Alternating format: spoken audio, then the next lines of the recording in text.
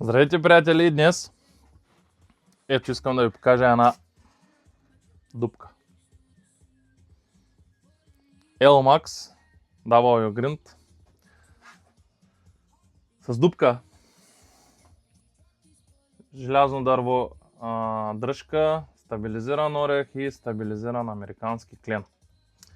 Ножчето, между другото, изненадващо, тежи 122 грама.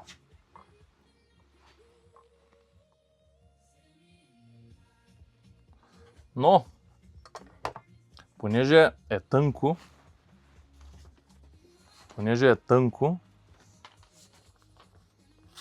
е много резливо.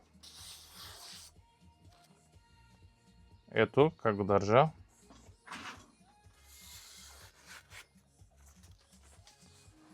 122 грама.